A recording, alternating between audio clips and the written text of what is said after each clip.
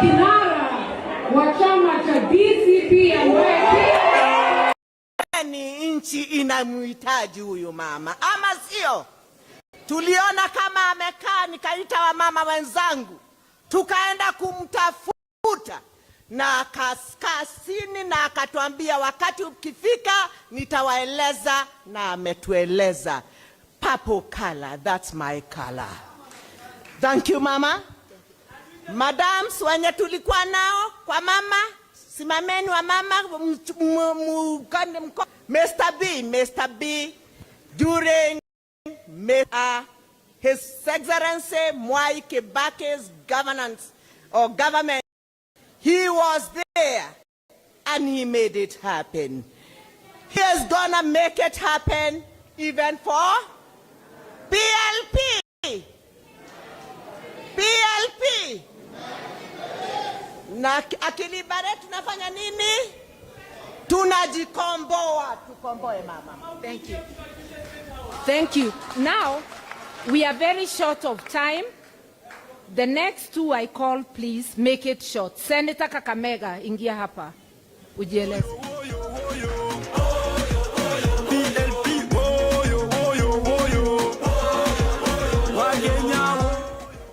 Asante. Kwa majina naitwa James wa Mkoya. Nafikiria wa Munyoro tumefanya na wewe kazi muda mrefu sana. Pia mimi nimetoroka huko. Maana hadi tulikuwa tunaahidi haizitimii. So Kakamega wameniambia nitafute chama. Na mimi nikasema nikimbilie mama. Nimefanya makosa kweli? So wa Munyoro na kufuata tu, tuko pamoja. Bwana Eugene Wamalwa, unajua wewe ni ndugu yangu hapo nyumbani. So tunasukuma pamoja. Sasa mnishike mkono na mimi nikishikilia mama tukienda mbele. Asanteni sana. Mimi ni mjukuu na Bongo namba 499. Huko nyumbani tumefunja record na ndugu zangu mnakujanga huko tukimbariki. Sasa mimi nimekuja mnibariki. Asanteni, Nyasaye na nyoko. Asante. Vijana wasinikasirikie. Engineer Kaburu, 1 second.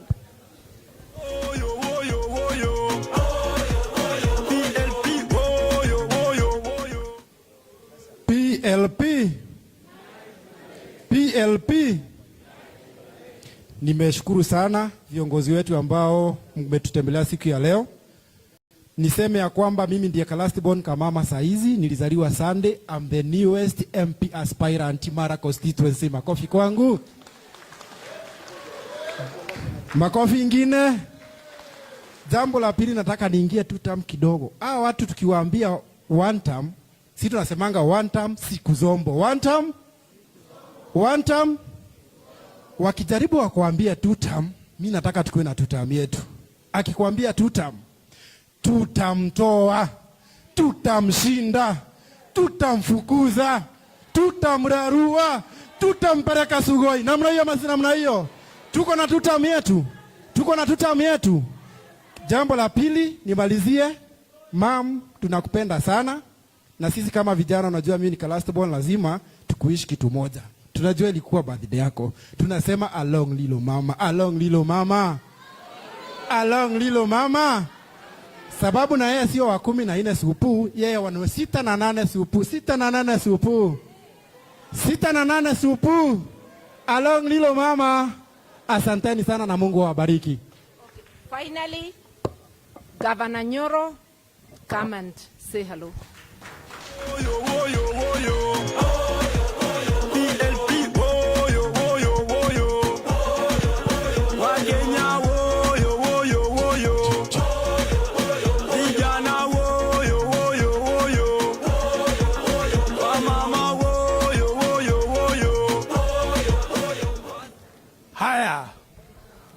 Upo?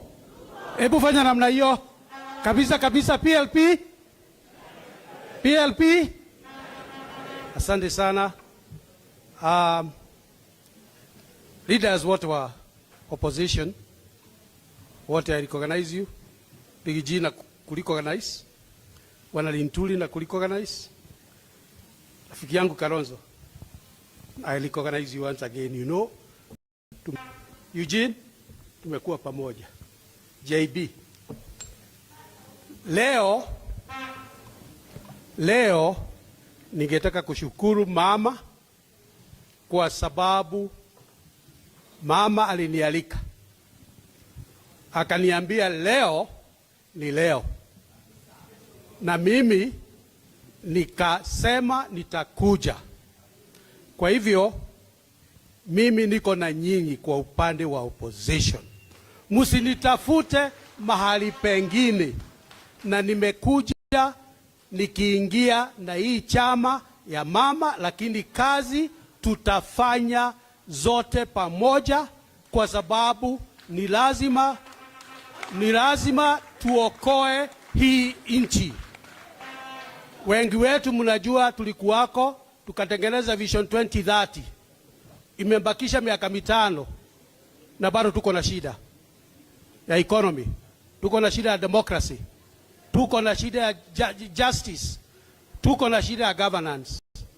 Wakati ni sasa, na kama si sasa ni sasa hivi. Tuko pamoja, munihesabu kati ya wale ambao watakomboa hii nchi. Asanteni sana, Mungu awabariki. I'll make my remarks, after which I will call my guests. Distinguished delegates, esteemed leaders, our honored guests, the party leaders, fellow patriots of the People's Liberation Party and of Kenya, ladies and gentlemen, it is with deep humility and an unbreakable resolve that I stand before you today. This gathering in our capital is not just another routine conference. It is a declaration, a promise, and a turning point in our nation's journey towards justice, unity, and dignity. Today before you, as I declare my candidacy for the presidency of the Republic of Kenya in the next elections, under the banner of the People's Liberation Party and within a united opposition. We make this declaration not out of mere ambition for office, but out of devotion to service. Our beloved Kenya has endured betrayal, betrayal of trust of our institutions, and betrayal of the people's hope. The incumbent regime has chosen corruption over integrity. They have chosen impunity over justice and propaganda over service. Kenyans are hurting, and Kenyans deserve better. Don't we deserve better? But my friends, let me say this clearly. We shall not walk this road alone. We acknowledge the other parties and leaders, especially those represented here today. Kalonzo Musyoka of the Wiper Patriotic Front, Rigathi, the Democracy for Citizens Party, DCP, Eugene Wamalwa, the Democratic Action Party, DAPK, Justin Muturi, Democratic Party of Kenya. We also acknowledge the Jubilee Party, which is not here because they have a similar event, and we acknowledge many other parties in this country. Each has brought, especially each of those of us in the opposition, has brought courage, vision, and determination into this democratic arena. Competition sharpens our ideas, but cooperation strengthens our cause.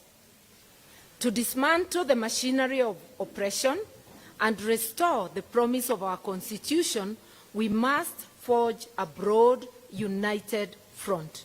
Unity is not a choice. It is our duty to the people of Kenya. And that's why you see my brothers coming here today to proclaim that unity is our duty to the people of Kenya.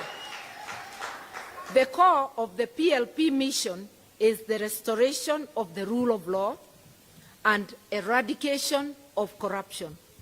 Corruption is the enemy of progress, the saboteur of dreams, and the thief of opportunity. In my presidency, the corrupt will face justice. No matter their rank, tribe, or political connection, impunity will end. Our courts, our police, and our public offices will once again serve the people and not the powerful, because today institutions are serving the powerful instead of serving the people.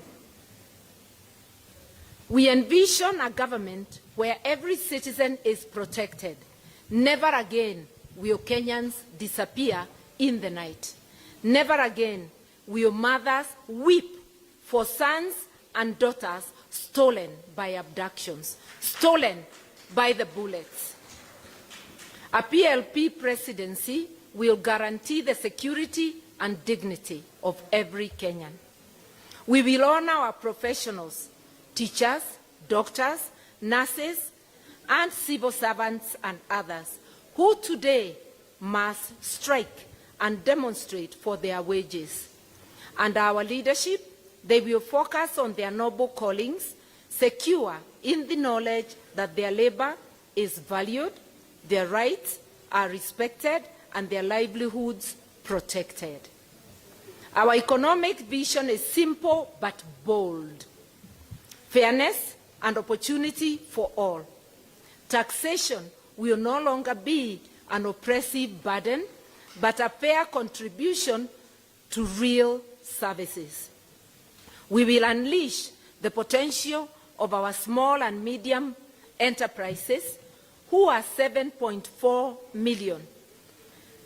These are enterprises that sustain families, create jobs, reinvest in Kenya, and cumulatively, they are the single largest investor in our country. Never again will the SMEs face discrimination. The regime today gives tax holidays of up to 20 years to investors, foreign investors who bring 3 billion. Can you imagine our 7.4 million SMEs, how many billions they invest in this country? This is our core. These are people deserving of support and partnership with the government so that we are able to consume what they produce and not to export jobs abroad when we are buying things made in countries instead of buying what is made in our republic. Our policies will end discrimination and empower our people to compete, innovate, and thrive. Healthcare is a right, not a privilege. A Karua presidency will deliver quality, universal healthcare throughout the life cycle. Yani mtoto akizaliwa atapata huduma ya afya mpaka kufa kwake. The life that God has given you, which we call from cradle to grave, to the day the Lord calls you, so that no Kenyan may fear financial ruin when they become ill. You know, today people are selling everything they have to treat the sick.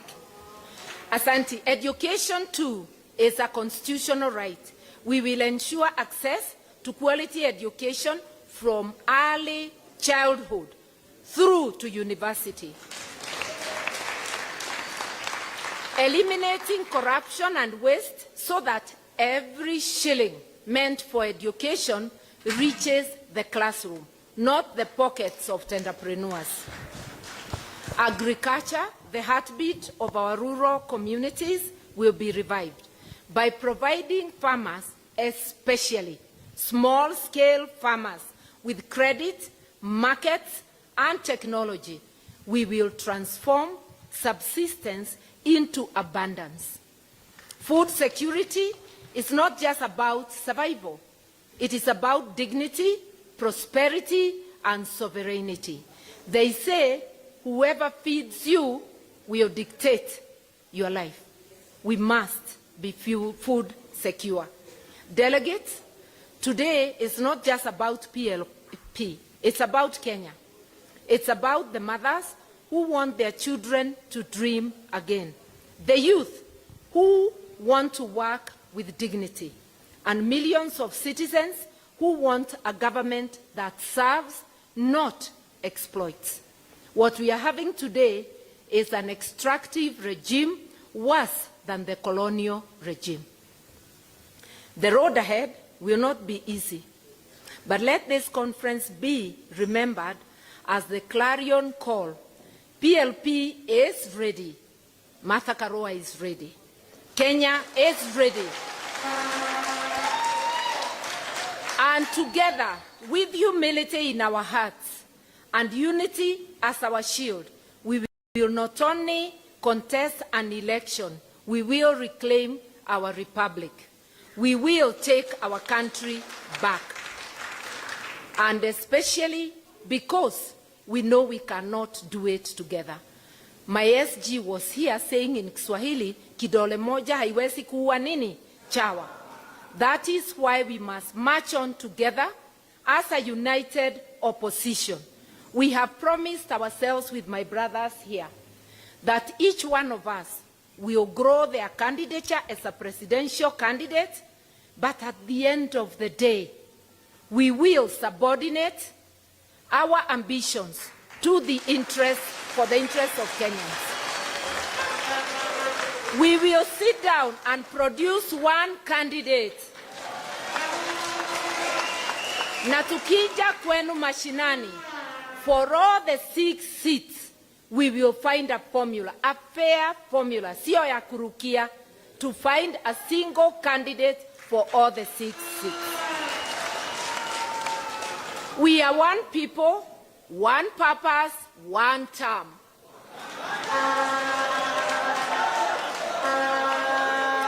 One people, one purpose, one term. Na ndivyo wengine wasifikirie one term ni matusi.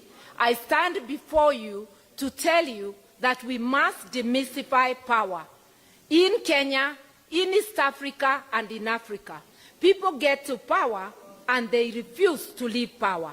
Martha Karua, yours truly, is seeking a single term, one term. I believe that in 5 years it is possible to lay a foundation.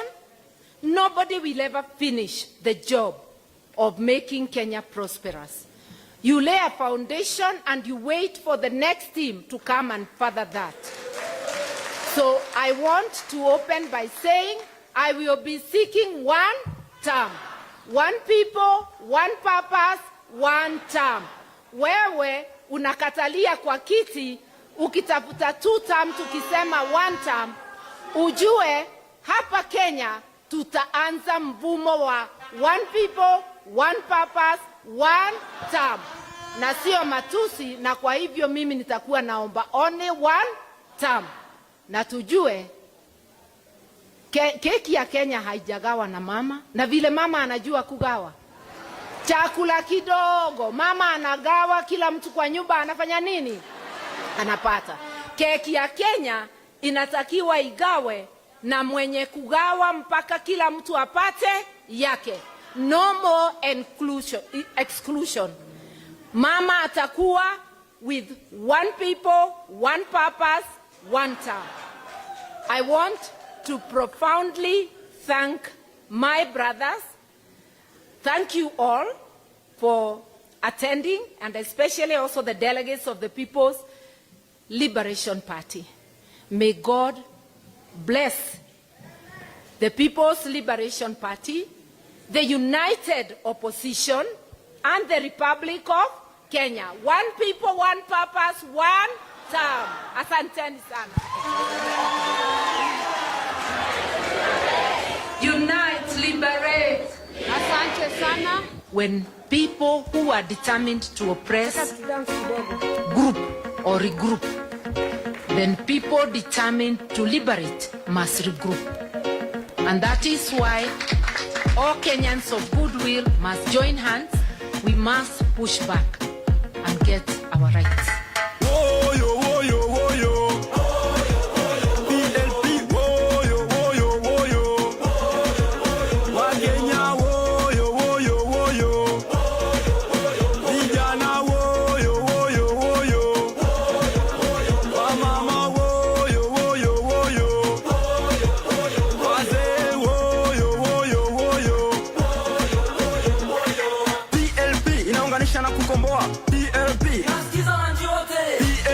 Mifumo ya kutetea wakulima wadogo, wafanyakazi wote, wanabiashara. PLP Asanteni sana. Hiyo nyimbo mmesikia imetungwa na Youth League. Walitoa nyimbo ya kufukuza kasongo na ndio nyimbo ya People's Liberation Party, na kutakuwa na nyingi kwa sababu PLP tunasema kuzungumza si lazima kuzungumza Kizungu ama Kiswahili. We can do it through art. And I thank the Field Marshal and the Youth League for that beautiful song, and I hope you will play it at the end. It is my honor and duty once more to thank all of you for coming to today's NDC and to remind Kenyans that our vision for a better Kenya starts today to liberate this country. It is quite sad tukiona the political terrain in our country is no longer conducive for Kenyans. Hatuna SHA, healthcare imeanguka. Juzi tumekuwa na shida, umeona Haiti. It is sad, and especially for us as the People's Restorative Justice Commission, to see a vulnerable family crying that wamekuja kuambiwa mtoto wao amekufa, wakisikia kutoka rais mwenye alichukua usukani wa serikali ili aweze kulinda nchi. So as the People's Restorative Justice, a formation from the opposition, we say hatutapumzika because justice must be given to those families, and we say that the law must be followed to the latter. Kwa hayo machache nimesema Jumatatu tuna kazi, sio? Tunaenda kuchukua nini? Tunafanya nini? Hiyo kura tuchukue, tutembee nayo, kwa sababu hao watu hiyo kiburi wako nayo ni kwa sababu wanafikiria watakaa milele. Na tumesema leo ni one term na tutaendeleza hiyo one term, na ni ukweli vile party leader amesema sio lazima tukae pale milele. Ndio maana PLP tumeanza mfumo pia kwa vyama vya kisiasa. Tusiwe na watu wanakaa miaka nenda miaka rudi. Ukiserve term yako kama party leader, nondoka, achia wengine pia wafanye yao. Lakini hatuwafukuzi. Mnakuja pale eminent person, mnatushika mikono na tuendeleze chama. Kwa hayo machache ningependa kumrudisha kinara ili aweze kukaribisha vinara wa upinzani ili waweze kuongelelea masuala ambayo ni muhimu kwa taifa la Kenya. Asanteni sana. Asanti sana SG. Sasa nimwite rafiki yangu na mmoja wa wageni wangu mashuhuri leo, the Honorable Linturi.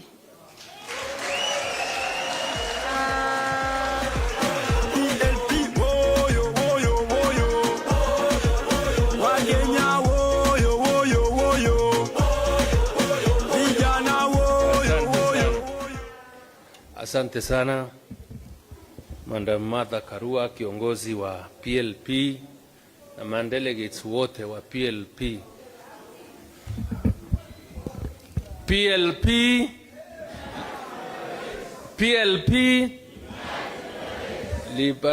Unite, liberate. Kwanza mimi nashukuru kiongozi wa chama cha PLP Martha Karua kwa kutualika katika mkutano huu, na niseme ya kwamba mama, nimekusikia na nimefurahia. Na wale wengine wako kule wanafikiria one term haiwezi kufanyika, mama amesema yeye anataka nini, so it is possible. But let me state very clearly, as the National Organizing Secretary of the NDC party, tukiongozwa na kiongozi wetu wa chama Mheshimiwa Rigathi Gachagua, we are very committed. We are very committed to making sure, because we know our strength is our unity, and because we know that the country is bleeding, and because we know the only way to liberate Kenya is by us coming together, we as the DCP party will work very closely. We will make sure that once the decision is made on who will be the United Opposition's flag bearer, sisi tutakuwa hapo na tutasimama hapo.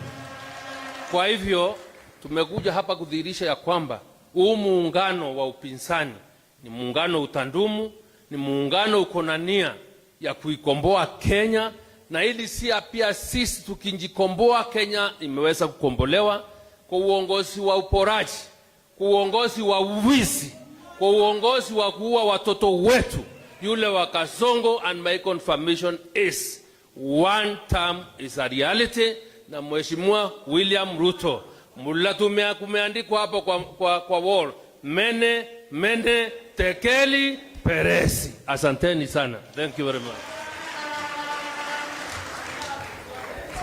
Nitaita msee mmoja wa PLP, Honorable Mwirore, please come and greet.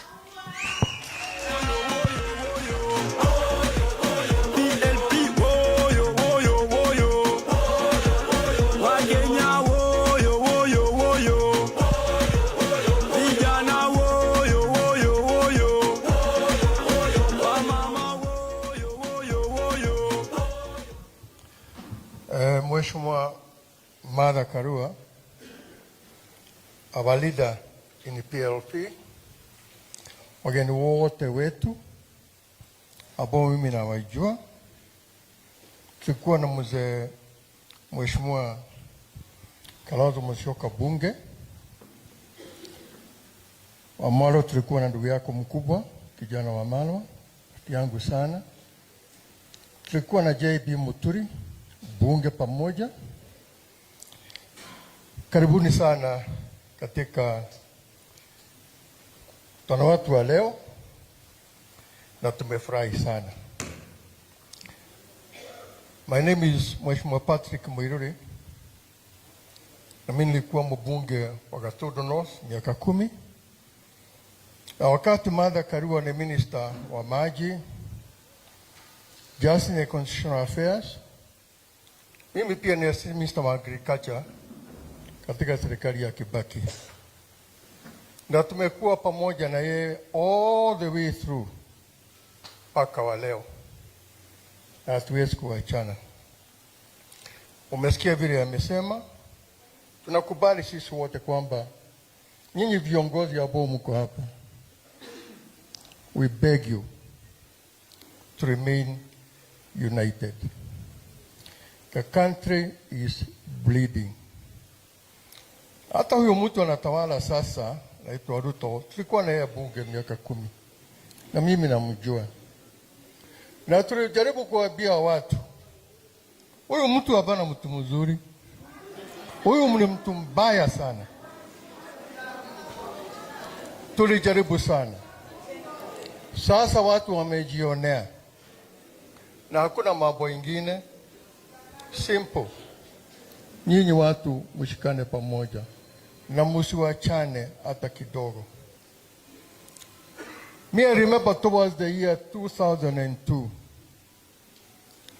tulienda Nakuru, Lake Nakuru Lodge. Tulikuwa tunatafuta ni nani atakuwa flag bearer wa opposition. The late Mwai Kibaki was there with his lieutenants. Mimi nilikuwa mmoja wao. Charity Ngilu alikuwa hapo na lieutenants wake. The late kijana wa Malwa was there with his lieutenants. Na tuliongea sana. Dakika mwisho tukasema Kibaki iko na kura ya kutosha. The late kijana wa Malwa akasema, mimi am surrendering my rights kusimama uchaguzi, kaunga Kibaki mkono. What I'm advising you, I'm telling you as one of the elders, that when you sit down, we will be there. Ukisema ni Kalonzo, iko na experience ya kutosha. Mimi namjua sana. Ukisema ni Martha Karua, iko na experience ya kutosha. Mimi najua sana. Lakini for heaven's sake, namuomba msiwachane. Asante sana. Thank you. Muniruhusu, I now go to the principals, and the principals are free to recognize members of their delegation. I have friends in their delegation, namuona nyote, but allow me to leave it to the principals. Let me go to them directly. And I will not begin in any order, it's just how they are seated. My friend, I call you Mr. Speaker, but it is none other but the Honorable Justin Muturi of the Democratic Party.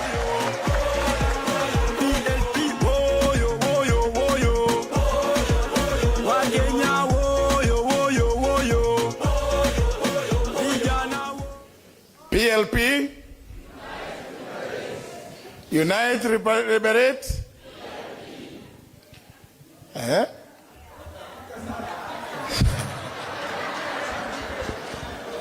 Haya. My sister Martha Karua, the leader of the People's Liberation Party, who is our host today, my dear brothers, party leaders, Honorable Stephen Kalonzo Musyoka, Rigiji, and I think you may have to do some deed poll. My good brother and friend Eugene Wamalwa, members of parliament here present, because I have seen a number here, including former members of parliament, delegates wa PLP. Nataka kuanza na jambo fupi sana, kwamba sisi kama United Opposition are happy to be here with you to prove to the country, because we've been seeing a number of doubting Thomases making claims about the place of the United Opposition. Our presence here is testament that we are here for the long haul.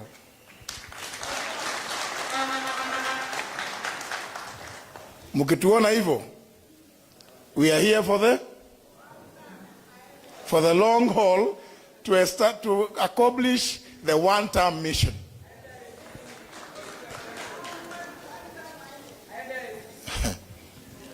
Na mimi kama vile the SG Asha amesema hapo awali, the United Opposition gave us some responsibility to address the issue of restorative justice to the many Kenyans who have suffered under the hands of William Ruto. And we are moving. I want to assure you that we are moving. We are making progress. It's only that we have to establish robust systems that Kasongo and his nefarious teams cannot frustrate. Because we do not believe that those mothers, fathers, brothers and sisters who today, up to now, do not know where their loved ones are. There are others who know that, yes, they were killed. But there are others who don't know where their kin are. But William Ruto, because a guy who likes theater, he likes theatrics, is on record standing before the entire world saying that hata wale ambao walikuwa wameshikwa tumerudisha kwa familia zao.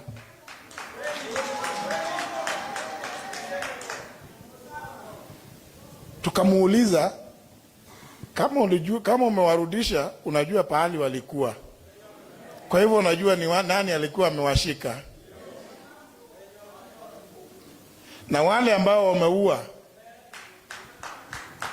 wewe unataka tu kwa sababu hii one term.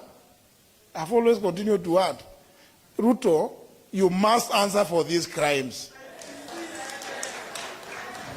It cannot be business as usual. We must make it absolutely clear to anybody and every Kenyan, no matter what station of life you may be, no matter what office you hold, that you cannot take away human life and fail to account. You must be held accountable. Na ndio tumesema, na watu wanaona kama mzaha, and I like what my good sister mother said, we must restore the rule of law.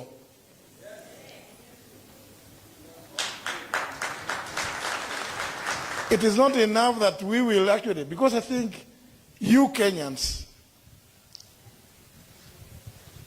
what I've heard Patrick Mururi, PK, we used to call him PK Mururi, Mheshimiwa, say, if you see any of us,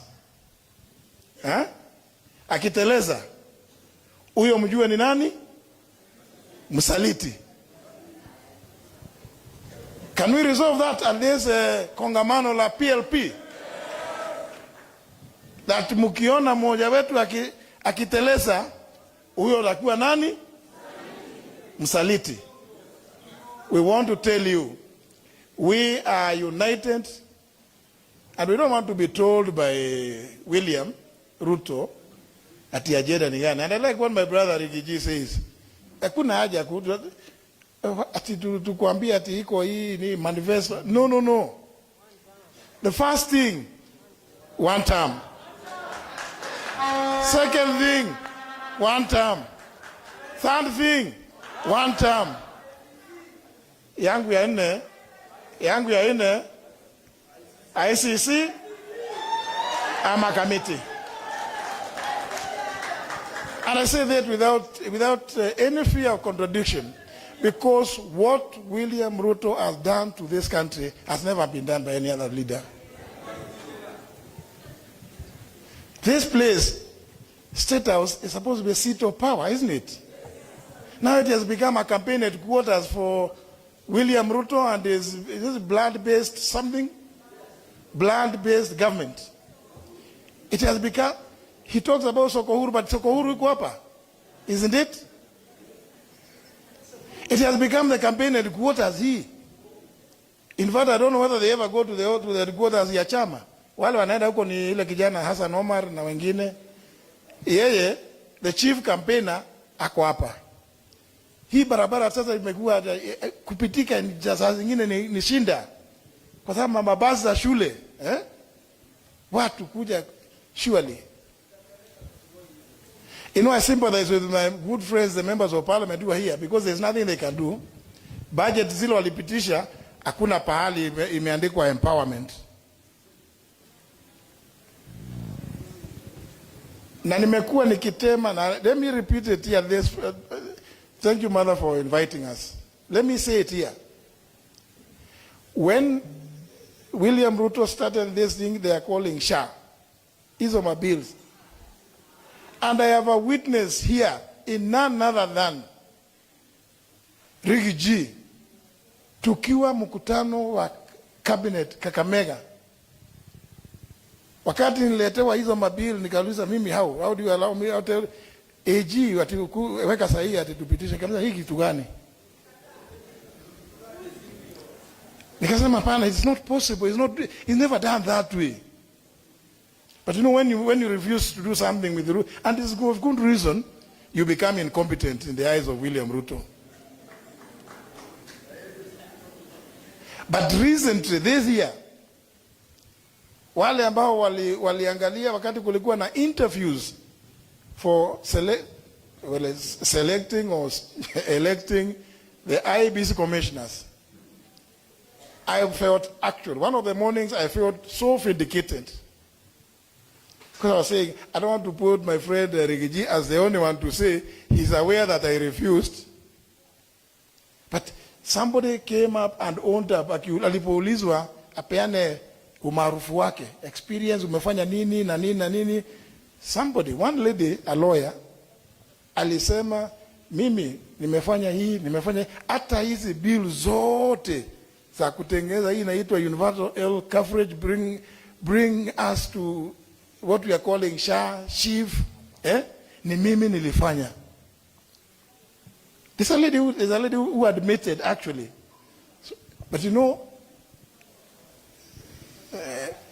I'll tell you, because anyway, I'm not the one who said it. She said it. Alikuwa anaulizwa experience ya ile kazi amefanya.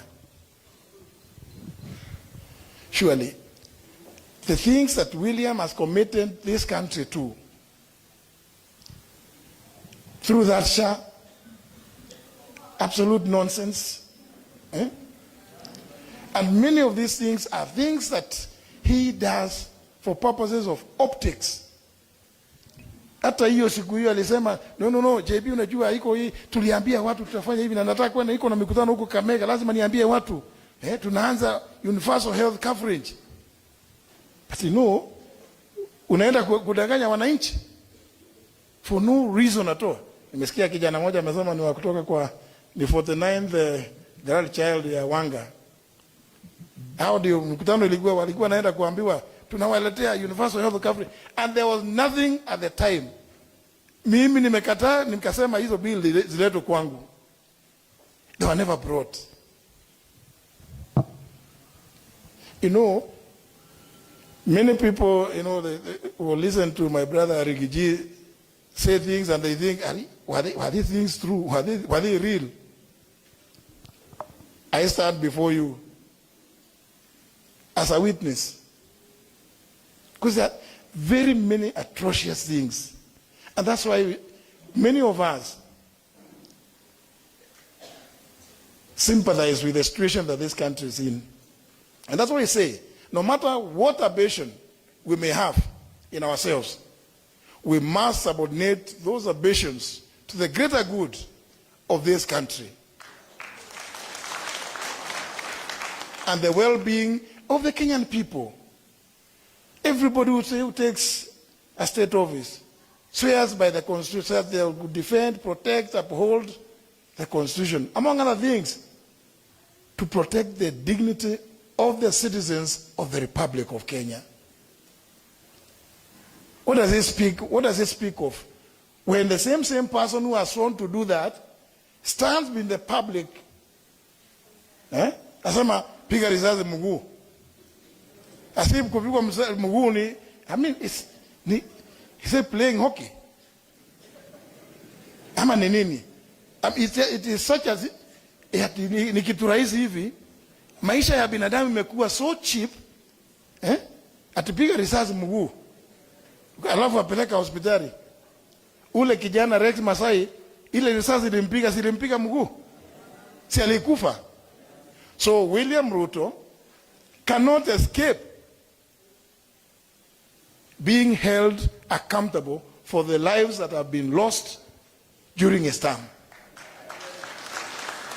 And we in the United Opposition want to assure Kenyans that with your support, as we exit William Ruto, as we surely shall do, you must also continue to support us to make sure that William Ruto is held accountable. Na ile mali ya wananchi ambayo amepora, I don't want to say ati wale watu amepora. I mean, kwani amepora, it is under his watch. If there are any other, anyway.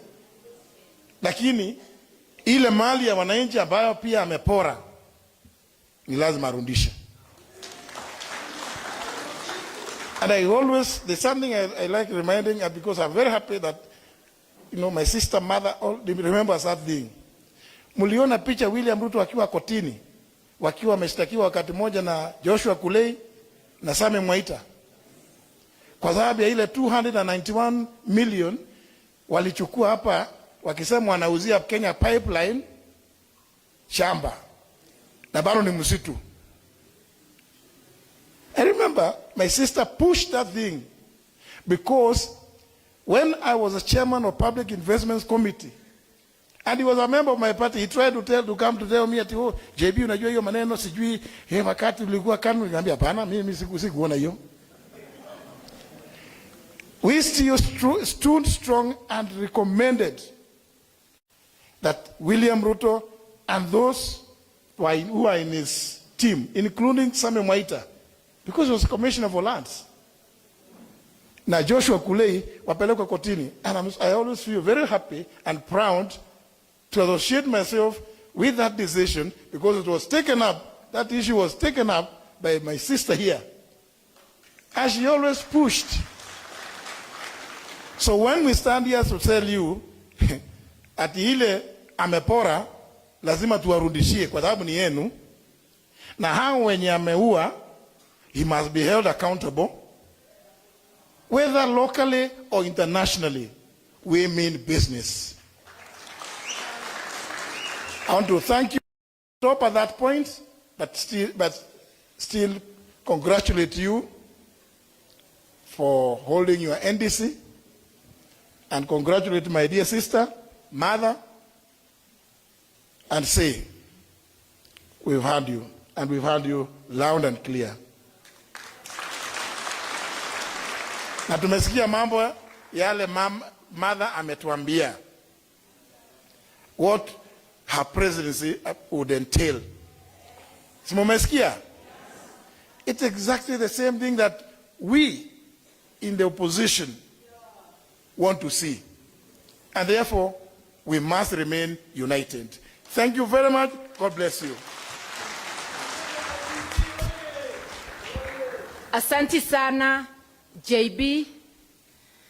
Asante sana kinara wa DP, a witness to the atrocities being committed by one William Ruto.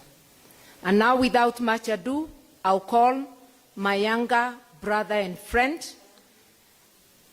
and party leader for DAPK, Honorable Eugene Wamalwa.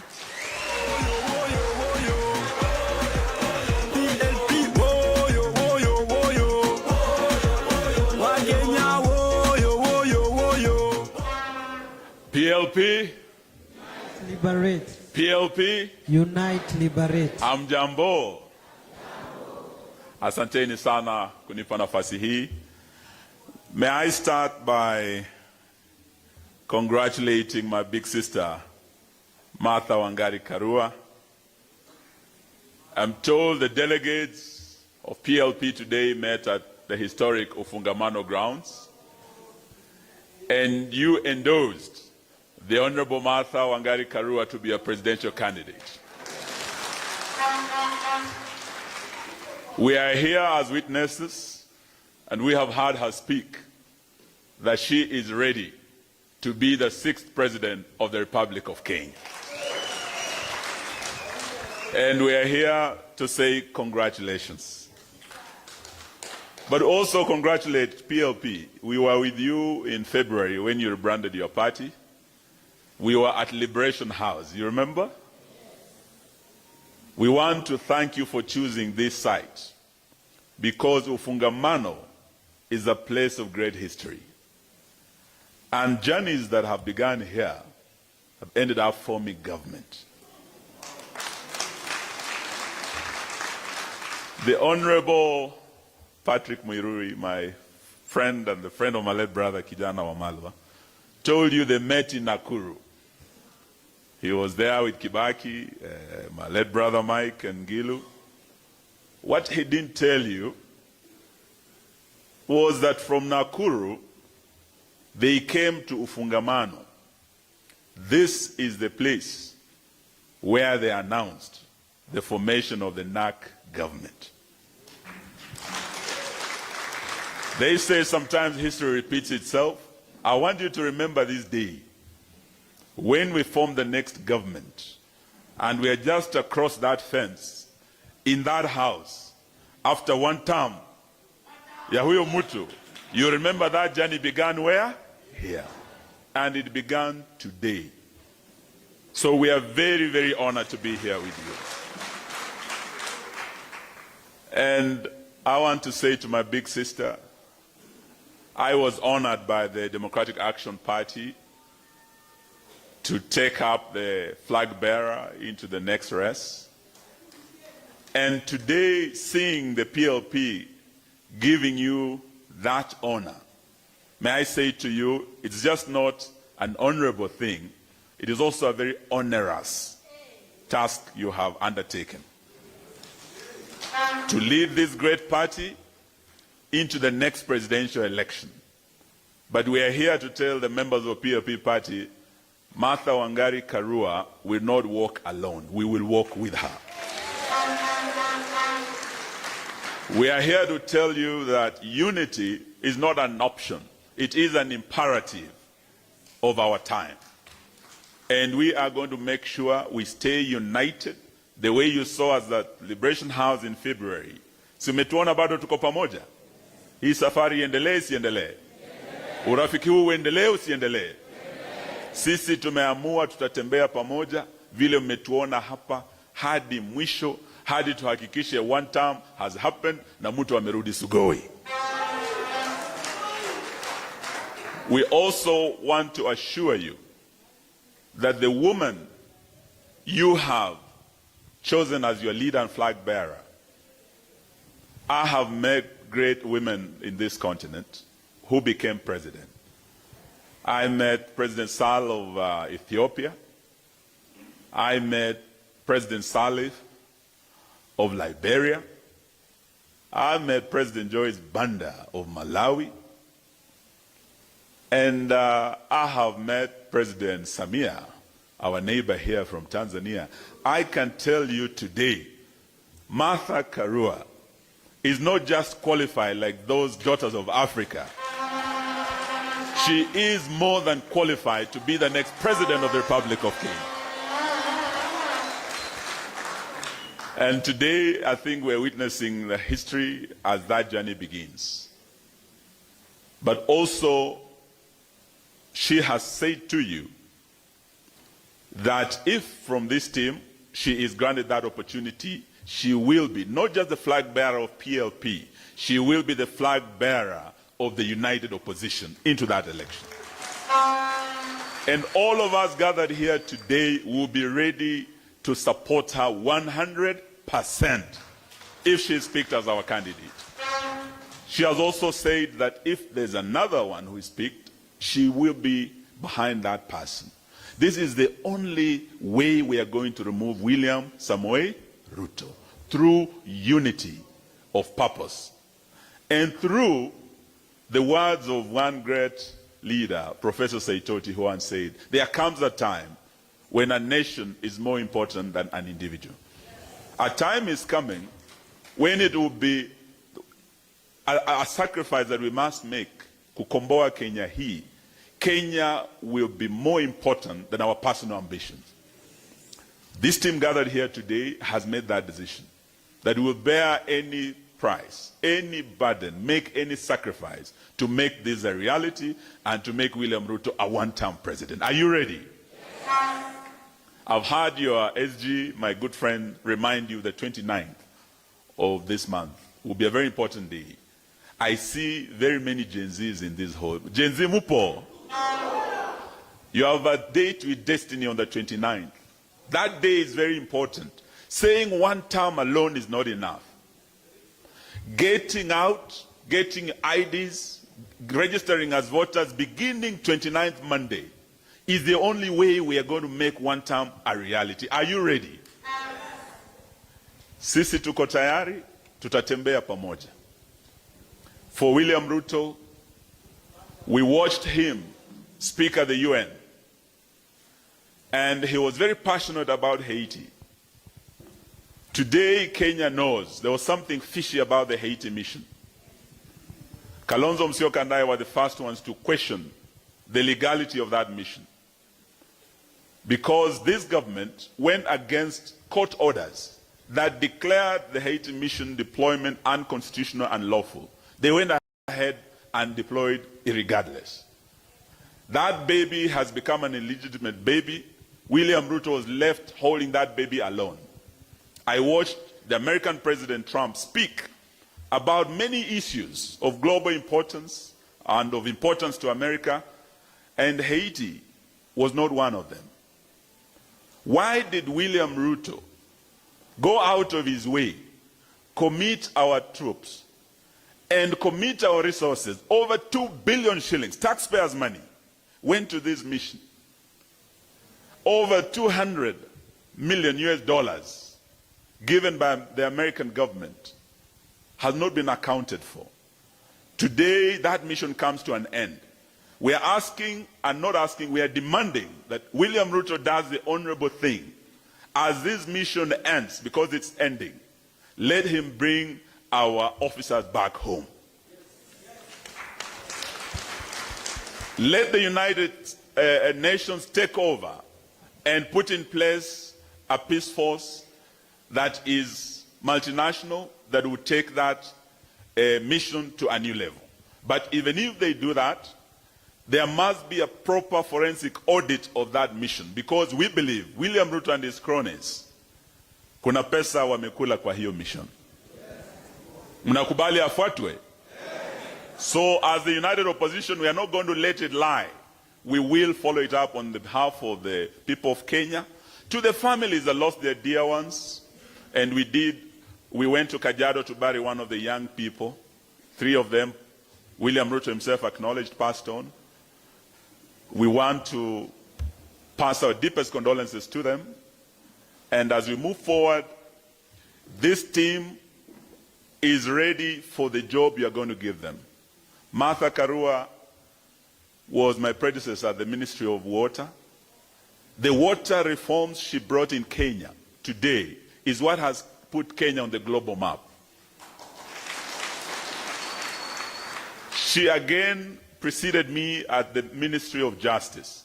The constitution that you enjoy today in this country, success has many fathers and mothers, but one of the leaders who led the way, the trailblazer, who made it possible for constitutional review to be done and our new constitution to be in place, was none other than the Minister for Justice then, the Honorable Martha Karua. I was honored to go to that ministry after her, and we remained friends for many years. We implemented what she put in place, and today we can say that we have a team. Apart from her, we have a Speaker Muturi here, who was a minister. We have 2 gentlemen here who have been second in command in our country. The 10th Vice President of the Republic of Kenya, Kalonzo Musyoka, is part of this team. The 2nd Deputy President of the Republic of Kenya, Rigathi Gachagua, is part of this team. What you are seeing here is a team that is ready on day 1 to lead this country. It is a team that has worked with Kibaki and put in place the best policies this country has seen. A team, some of us have worked with Uhuru, some of the best policies in the health sector, in education, including Linda Mama, including Educare, policies that work, free primary education under Kibaki. This is a team that from day 1 will reverse the bad and failed policies of this failed regime. Beginning with Sha, She, She, Sho. Beginning with housing levy, which is the biggest scandal ever. This is the team that's going to reverse all those bad policies and restore the dignity of the pay slip of every Kenyan worker. This is the team that's going to do that job. So we ask you to work with us, to walk with us, to support us, and it is my pleasure to say to my big sister, Hongera, and to say to her also, 1 term is not a bad thing. Kuna watu wa William Ruto wanafikiria tukisema 1 term tunamkosea heshima. Hapana. Ukienda Malawi, si Rais Chakwera amepewa 1 term, si ndio? Wiki hii, juzi, Malawi wameamua, because Chakweranomics failed, just the way Rutonomics has failed Kenyans. na wamemwambia aende asiende. Ukienda Liberia, George where nomics failed, just the way Rutonomics have failed Kenyans. Huyo jamaa wa Liberia alikuwa the same age as Ruto, aliambiwa ni one. Good luck Jonathan kule Nigeria aliambiwa ni one. So Ruto tukikwambia one term, Wakenya wakiamua itakuwa one, ama mnasemaje? Na mimi nakubaliana na Martha Karua ya kwamba hata sisi tunaochukua tusikue kama huu jamaa anaisi lazima ikue 2 term. Nimesikia wengine ati hata wanaweza badilisha katiba ati ikue 24 years kama ya Daniel Toroitich Arap Moi. Jamani, mtakubali hiyo jamani? Nilisikia jamaa anaitwa Faruk Kibet anasema ati hata mkicheza watabadilisha katiba. Sisi tunawaambia haiwezekani. One term is. Asante, Mungu awabariki. Thank you, my brother Eugene. One nation, one purpose, one term. Asanteni sana. I will now call my political twin, His Excellency Kalonzo wa Musyoka.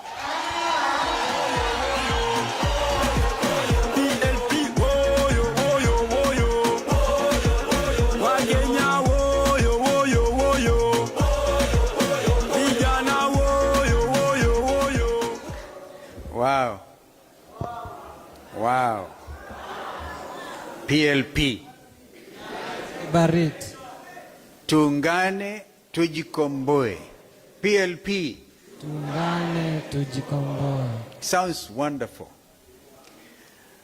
Well, our sister Mother Wangari Karua, my colleagues Rigi G, I seem to agree with our friend JB. I am, as a senior counsel, can do the deed poll to get Rigi G as the name. Our brother Eugene, delegates wa PLP, yetu tu ni wakupongeza, ni kuwapongezeni kongamano hili mahala hapa pa historia, fahari kubwa katika ujenzi wa taifa letu, na vile vile kugharamia hata safari ya kuhakikisha kwamba tumepata katiba mpya, ufungamano, na hata leo tumekuja kufungamana. Wangapi wako tayari tufungamane? Wakenya tufungamane. PLP, unite, liberate. Kabla sijasahau, kuna wengine, Mother had given us that leeway to introduce some of the members that are accompanying us. I want to recognize some who are Wiper Patriotic Front already. Nitaanza na kijana Kamau Mbiu, Gen C. Tuko na kijana Muriuki Ndwiga, is our Deputy Organizing Secretary. Ako wapi Muriuki? Ako kule. Tuko naye vile vile mama wakili Degwa Njiru.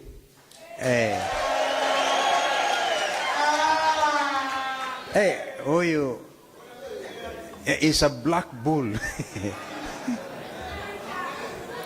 Tuko naye mama Susan Kiamba, mjumbe wa Makueni. Mama ngangari kabisa. Tuko naye vile vile mheshimiwa mbunge wa Embakasi ya Kusini, Mheshimiwa Mawadhe, Musili Mawadhe. Tuko naye pia seneta kakamavu kijana Dan Manzo. Dan vile vile ni mwanachama wa People's Restorative Justice Commission, anaiongoza ndugu yetu JB Muturi, na ambaye inashirikisha pia dada yetu mdogo huyu Asha Bashir, ambaye ni katibu wa chama cha PLP. Kwa hivyo tumekuja kumwenzi dada yetu huyu na kuambia pongezi. We have known Mother Wangari Karua miaka mingi hiyo, mama mkakamavu, mama ogopi, mama yajua mafikra ya wazalendo, na kama ambaye yeye mwenyewe ameamua hawezi kamwe kusaliti nchi yake, huyu hawezi kuwa msaliti. Mama Wangari Kadhai, twakuenzi. Kwa hivyo najiunga na yale wenzangu amesema, hasa ndugu Eugene ameongea kwa kirefu juu yako. Yote haya tukubaliana nayo, na ili tujaribu kuokoa wakati, niruhusu tu ni ya kariri pengine yale ambayo wamesema wazi. You made it clear. You have today declared your presidential candidate. We respect that, and we know you mean business, and the united opposition is going to stand together and honor and respect these aspirations. Hapa ufungamano, safari ikianza, basi hatuna budi ila na sisi tuamue kwa kauli moja kwamba kamwe hatutarudi nyuma. And now William Ruto leads a government that believes in money laundering. Money laundering to extend that our country now is listed in the grey list of countries that even sponsor through money laundering excesses like terrorism and other things. Grey listed. Now amebuni tabia nyingine. Instead of money laundering, and I've watched him at the UN, he's now doing reputation laundering. Waniuliza hicho ni nini? Reputation laundering has everything to do with doing things that will enhance your reputation. Well, you don't mean it. A good example, William Ruto anasema yanayofanyika kule Sudan. Women are abducted, they are raped, wanapigwa na magoons, talking to the world about Sudan, while back at home is doing exactly what he's talking about. In other words, he wants the world to believe that this is a man who stands for human rights, but at home he's doing the opposite. What do you call that? Reputation laundering. But Kenyans know better. Na ndio watamweka one. Yaani nyinyi mnaamini? Mko tayari kweli? Kama mko tayari, tusimame tumshangilie dada yetu Wangari Maathai. If you mean it.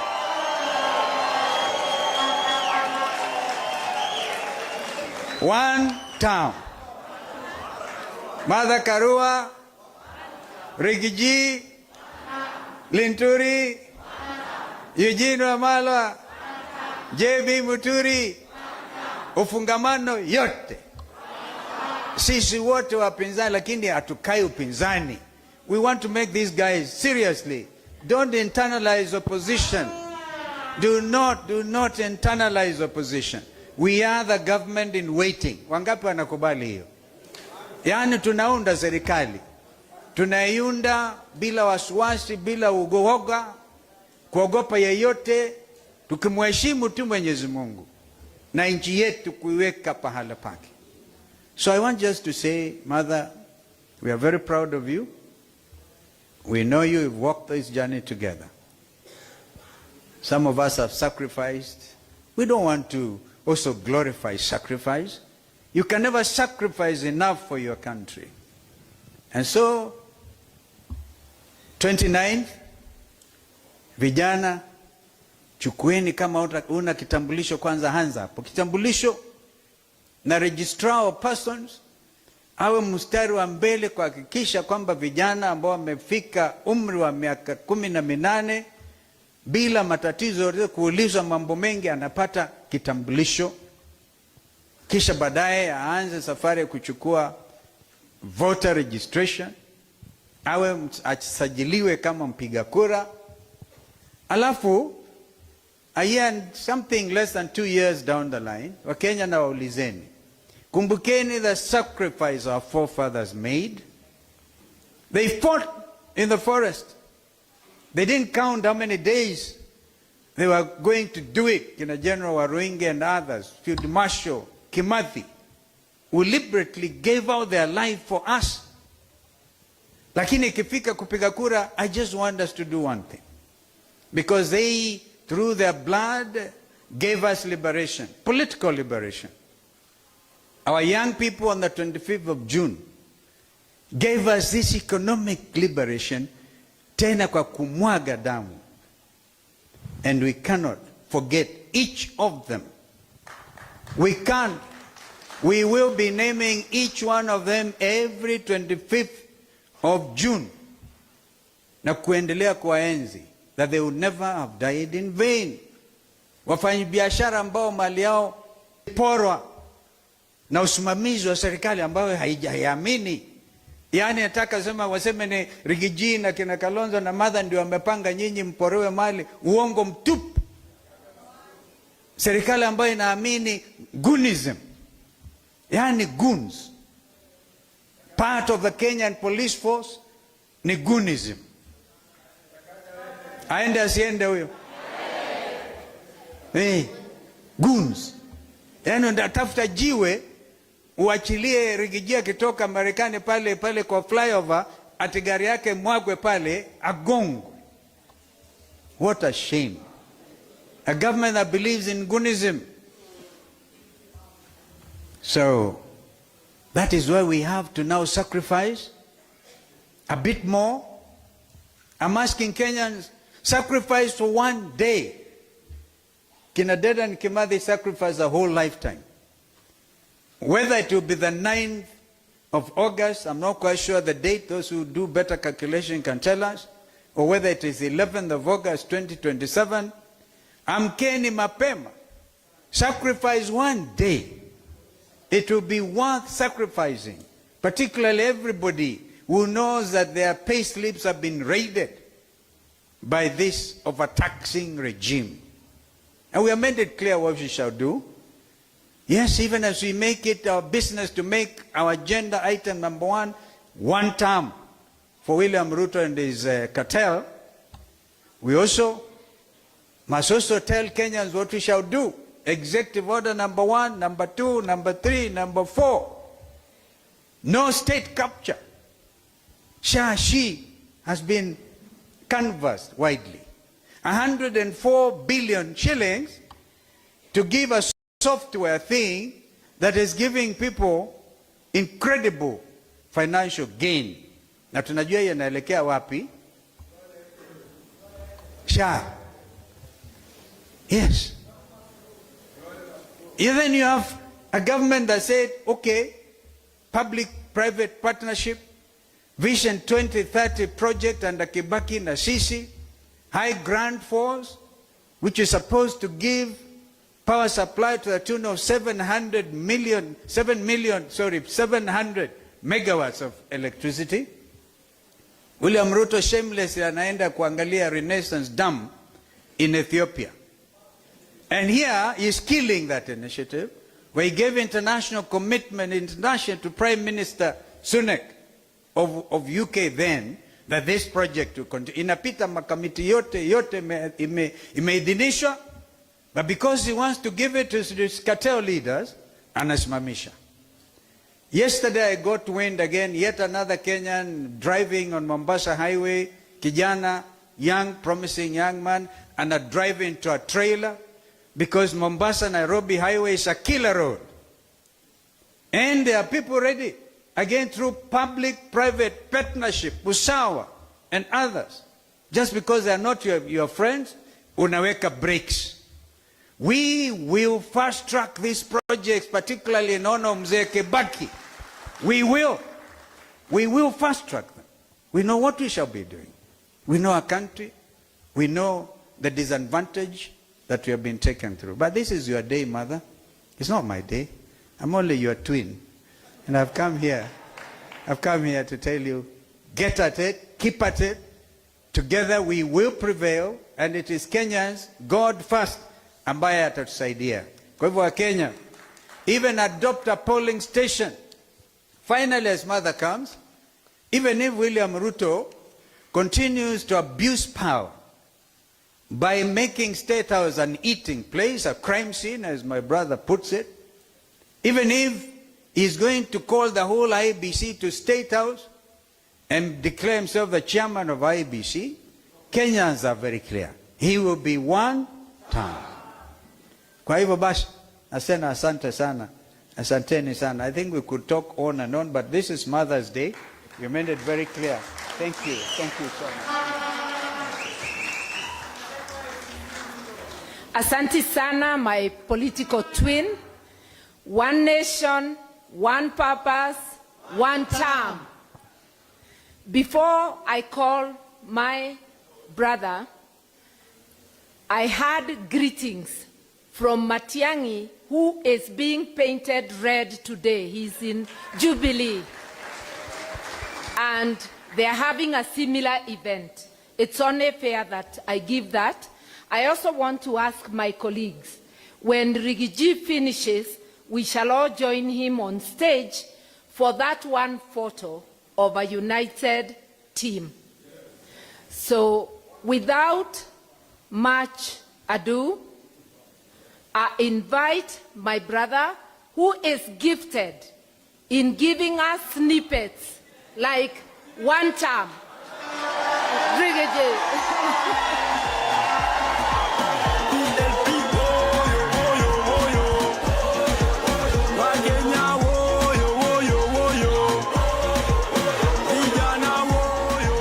Thank you.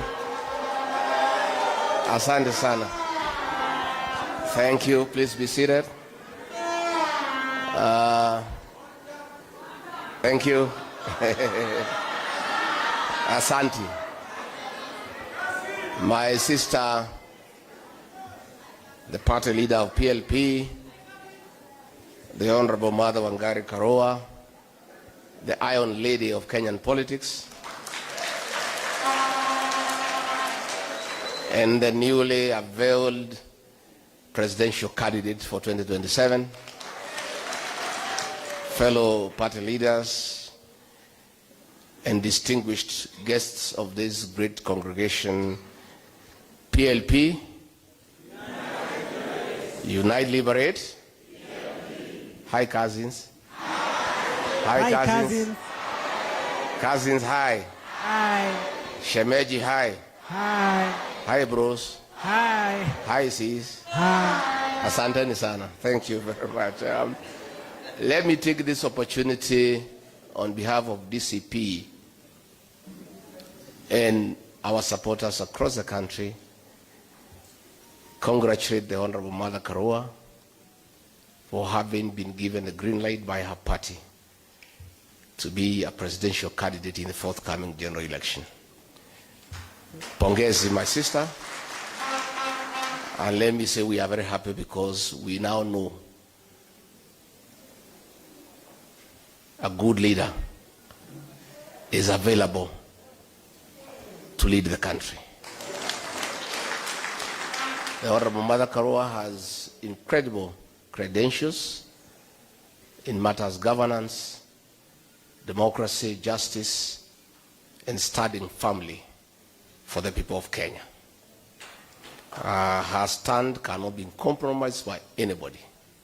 If there's one leader I believe in this journey, because this journey is difficult. Many will fall by the wayside. Many will be bought. Many will be compromised. Many will waver.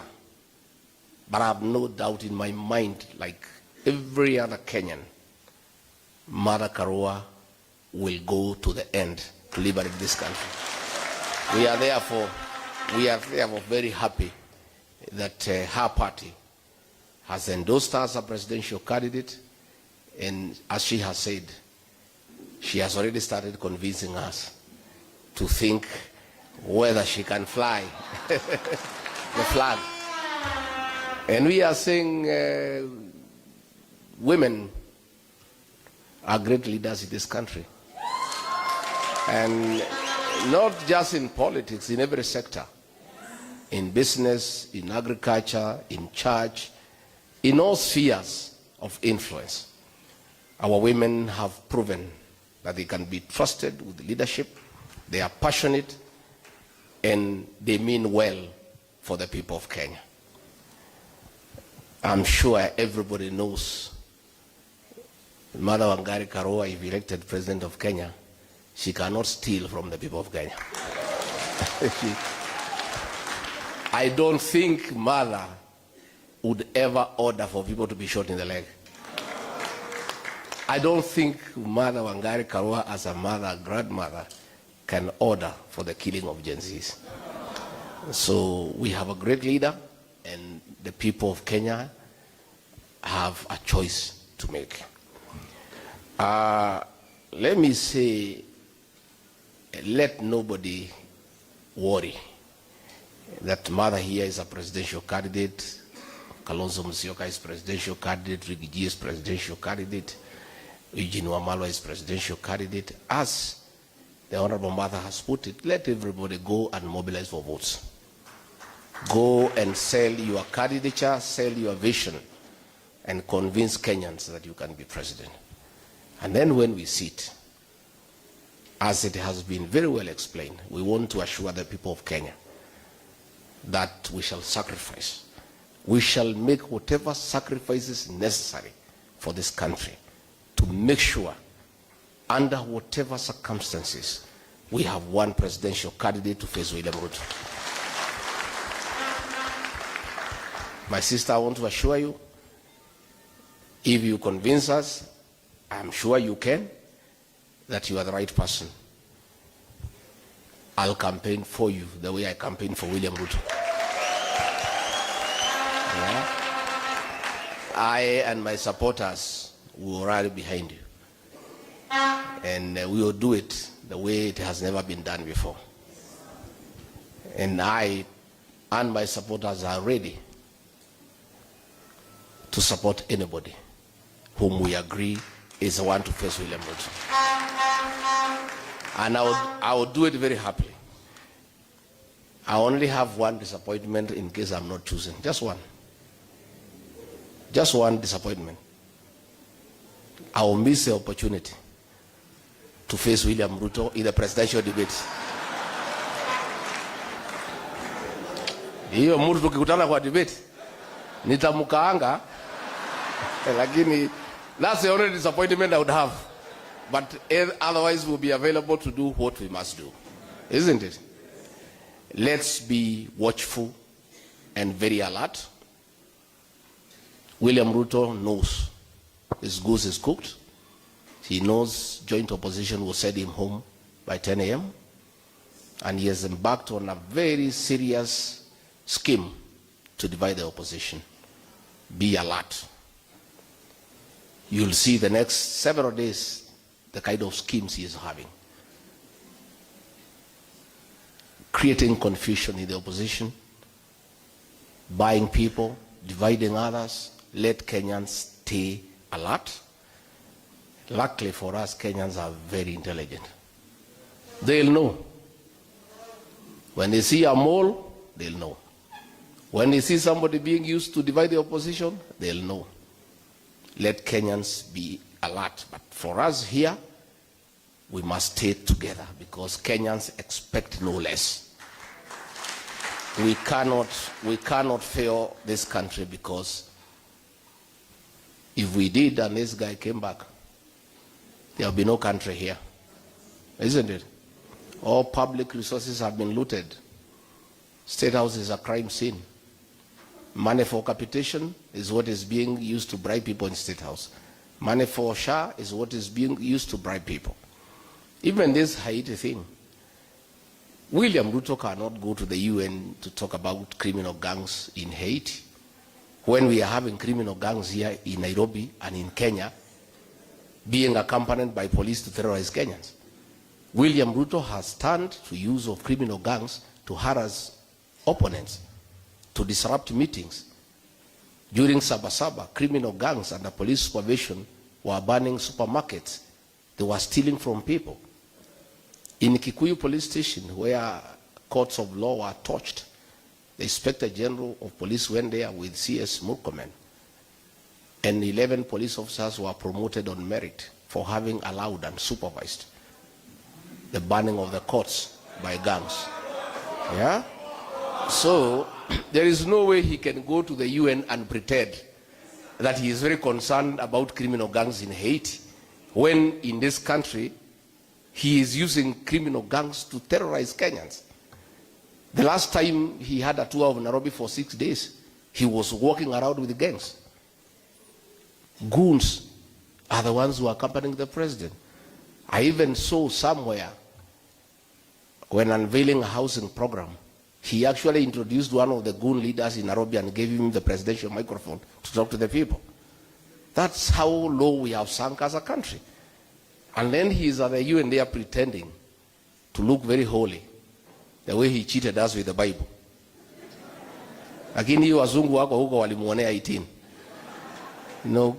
Saying how concerned he is about Haiti. It is because Haiti is a conduit for stealing public funds. And that is why it is continuing. As the Honorable Eugene have said, William Ruto, let the policemen come back here and deal with crime. In Nairobi today, people are being mugged during daylight. You cannot walk around in Nairobi at 6 p.m. And instead of these policemen coming here to help us deal with those gangs, they are somewhere in Haiti being killed and being butchered. I saw him shamelessly condemn the use of arms in Sudan. Yet everybody knows he is the one who is doing business with Hemeti and exporting guns to Sudan to kill women and children. And then he is there at the UN Assembly pretending. This guy is one of the most deceptive leaders we have ever seen in the history of this country. Everybody knows the arms in Sudan are from Kenya, and he is the one who is behind it. Then he is there pretending to condemn. So, good people, let us stay united. Let us stay focused. We have a job to do. We're going to do it. Kenyans are behind us 100%. It's only we leaders who can let them down. And Kenyans are looking upon us. Yeah, they are looking upon us to provide leadership and to do the right thing to restore our country. And as the Honorable Mother has put it, once we form government in whatever capacity, whatever role we are asked to play, we must restore our nation. And that is a job at hand. We must make sure we have a functioning education system. We have a functioning health system. We bring to an end abductions and extrajudicial killing. We must restore the dignity of the payslip. And I said the other day, and Ruto was abusing me, I said, the government we shall form, our first job is to abolish the housing levy. Isn't it? Yeah, and these houses, we give them to the county governments to manage them, collect rent, and refund the money they have deducted from the people of Kenya. Yeah? And then, Ruto was crying that we have no brain, because we are saying we must do the right thing. And we allow him to say what he wants to say. But when the votes are counted, you understand who has brain in this country. Yeah? Si imebaki muda mchache sana. Yeah, it's looking ni mbali, lakini ni muda mchache. I heard Musalia saying that in Africa nobody can be one term. Sasa wewe Musalia, hii Malawi, is it in Europe or is it in Asia? Yeah? Which Africa are you talking about? We saw it in Botswana. These things are happening and Kenyans are awake. And what is happening in the continent, Kenyans are watching and they are getting prepared. So Jenzimbo, nyinyi ndio dawa ya kasongo. Please, mchukue vitambulisho na mchukue kura. What you are doing on the smartphone is very good and we applaud you. And we really are very happy by enlightening Kenyans on what is going on. But the true and the real transformation of this country will happen on the ballot box. You must have the tool of change. The tool of change is the vote. So much as you are passionate on the smartphone, you must go to the next level and register as voters and help restore this country. You owe it to this country, Gen Zs, and you must understand you are the greatest shareholders in this country and stakeholders because you have longer to live than all of us. So you have a duty to make sure that you are governed properly and the country is run in an efficient manner where there is prosperity. And if you do that, things will be very good. I have many leaders that who are here. We have, of course, the Honorable Mithika Rinturi, the organizing secretary wetu wa DCP. Tuko na the Honorable Maina Kamanda, is a chairman, is a chairperson of the eminent persons in DCP. We have the Iron Lady of Naivasha, the Honorable Jane Kihara. We have the MP for Ebaka Central, Major Dong. We have the MCA for Kanyenyini in Kangema, Great City. We have the immediate former member of parliament from Mwea, Kabinga Wadhayu. We have the immediate former MP for Limuru, Peter Mwathi. We have women rep aspirant for Kiambu, Masen Ongari. We have Secretary for Economic Affairs in DCP, Dr. Peter Mbai. We have the MP for Tetu, Geoffrey Wandeto. We have the Mheshimiwa Karani, the MCA for Utawala. And thank you very much for coming. And then we have our leaders of Gen Z, DCP National Youth Leader, Wanjiko Thega. That young girl was charged with terrorism at the Kahawa courts. This little girl, you know, I don't know why Ruto anaogopa mpaka wasichana kama hawa sasa. This little girl, what harm can this girl do to you? Ati afungwe mwaka 50. And then we have Kawanjiro, another youth leader pia, alikuwa ameshtakiwa na terrorism. He was arrested by 300 DCI officers. Hii kijana mdogo huyu. So mimi, Honorable Mother, tunakushukuru. Sisi tuko pamoja. And we start together. And this thing we will deliver this country. This country will be delivered. Believe you me. Na musijali, pesa ni mingi ya Kasongo ikuliwe. Si ndio? Ndovu isisikwe na nini? Na pembe. Bora tu hiyo pesa usichanganye na ile yako. Kwa sababu iko na damu ya Gen Z. Hii pesa ni ya kukuliwa sokoni na kulipa mashailok. Usinunue mbuzi, usipeleke mtoto nayo shule, iko na damu ya Gen Z. Lakini hapo sokoni ukule, alafu muende nyumbani. Na I'm very happy watu ya Kiambu walienda kwa Kasongo wakabadilisha bei. Alikuwa analipa 3,000 wakabadilisha mpaka 10. Watu ya Meru wakafika huko wakasema ni 10. Watu ya Murang'a ni 10. Lakini ile wa Kiambu waliibiwa na waheshimiwa 4 wakapata 6. Na hiyo waheshimiwa wakasema hakuna shida kuibia mwizi. Wakasema si mtu ni mwizi, si ameibia wa Kenya, na hao wakaiba hiyo pesa. So ni wizi tupu ndio kitu naendelea Kenya, wizi. Pale Mbeere North, there is a by election in Mbeere North. Watu huko tumeongea na tumekubaliana. Tumesema nyinyi mkule maneno, mkufanye kama watu ya Kipipiri. Watu ya Mbeere pale, the place is like Europe. Hata change hakuna. The currency in Mbeere is 1,000. There is no change anywhere. The economy of Mbeere North is on another level. You know, mzee moja amenipigia ameniambia alikuwa anachinja nguruwe moja per week. Anachinja nguruwe 3 kila siku na inaisha. So the economy of Mbeere North is on another level. Lakini watu ya Mbeere wameongea, wamesema waendelee kukula. Wakule. Uchaguzi ni ya 27th. On 24th at midnight tunafunga hoteli. Kura yote kwa Karis na Kasongo anyolewe. Unajua huyu Kasongo hii pesa ameiba wa Kenya. Tumeambia wa Kenya tupangane vizuri. Tumnyoe hii pesa yote, by the time anatoka akuwe hata hana kitu. Si iko namna hiyo? So tumeshukuru sana. Thank you very much my sister. Go. You have what it takes, na sisi tuko pamoja. Asanteni sana.